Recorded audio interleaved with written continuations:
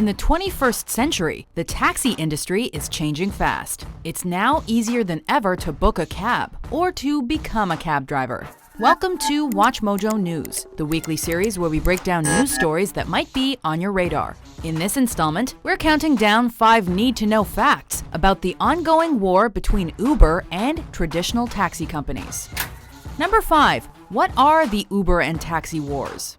Founded in 2009, headquartered in San Francisco, and operating in over 300 cities worldwide, Uber is one of the fastest growing and most successful digital startups of the 21st century. However, it's also been continually dogged by controversy and was reportedly involved in about 173 lawsuits around the world as of late 2015. It's being taken to court in cities across the globe by competitors who argue that Uber represents unfair competition. Our rules are strict. We buy our licenses and they cost a lot. And by customers, some of whom have experienced violent or sexual crimes while using the service, and by its drivers, who are not officially recognized as employees of the company. In general, the opinion that Uber is not sufficiently regulated or controlled has been increasing, despite the firm itself claiming otherwise. Number 4. What are the key battle issues?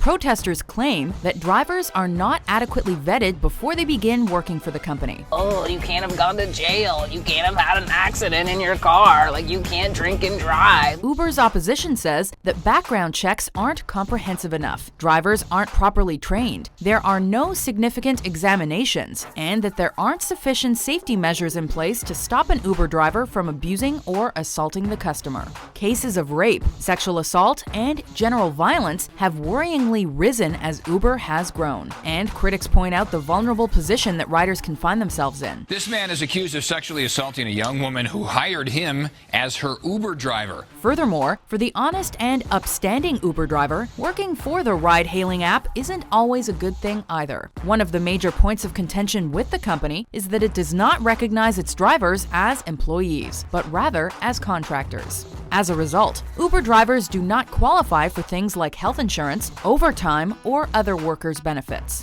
While Uber argues that this business model ensures flexibility for its drivers, you can turn on your work when you want to and you can turn it off. The more cynical commentator says that it's an exercise in tax avoidance and saving money. Number 3. Which countries are involved? Traditional taxi drivers have staged go-slow demonstrations in London, and roadblocks have been carried out in Paris, Warsaw, Sao Paulo, and Melbourne, among other cities. The conventional cabbie is subject to much stricter checks and is typically required to make a heavy financial investment in order to obtain the relevant licenses. A taxi driver spends $40,000 a year renting a car.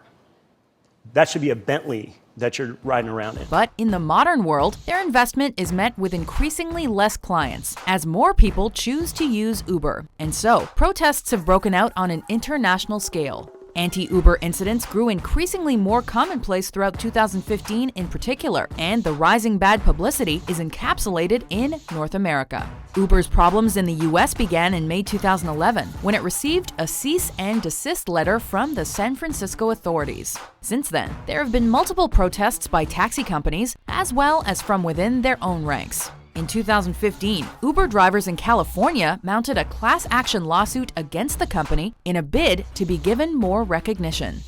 Number 2. How have governments reacted?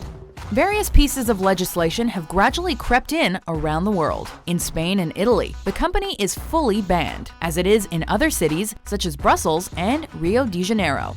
In Australia, an Uber driver must be registered to collect the goods and service tax. In Vancouver, Canada in 2012, authorities slapped a $75 minimum fare onto Uber trips to allow for fairer competition with traditional taxis. London is also steadily moving toward harsher restrictions on Uber operations, and raids have been staged on Uber offices in Amsterdam as authorities try to determine whether the app breaks taxi laws. 2 senior company executives were placed on trial in France in 2015, charged with, quote, misleading commercial practices and, quote, complicity in the illegal exercise of the taxi profession. Each national situation is different, but there is an ongoing international movement to at least regulate Uber. Number 1. Who will come out on top? And so the question for a tech company is, do you want to be part of the future, or do you want to resist the future? Clearly, pressure is mounting on Uber, but it's hard to picture that the company will be beaten. The idea is both innovative and popular, which means that for all its problems, it will likely remain supported. JJ, you want to get a ride with me? Because we're going to go get some French fries, because they don't feed you a lot at the White House. And you have a driver. And I had a driver, okay? And he says, no, I've got an Uber. But Uber is very far from the finished article, and it must surely adapt and make improvements if it is to remain successful. Concerns about safety will simply not go away until it begins to properly regulate its drivers. And issues relating to the lack of employee status are set to continually bubble until a satisfactory resolution is found. I worked for Lyft for a while, but their background checks were just, I don't know, they're very thorough. For the traditional taxi firm, however, the long-term outlook does not look good. To hail a cab from the side of the street has suddenly become an old-fashioned practice, out of touch with today's impatient consumer. As much as Uber could do with mimicking some parts of the classic taxi model, older cabs need to incorporate some Uber-style technology into their service as well. Did these facts get you thinking? To vote for which news story is covered next, head over to WatchMojo.com/suggest. And be sure to hit that subscribe button for more newsworthy top 10s published every week.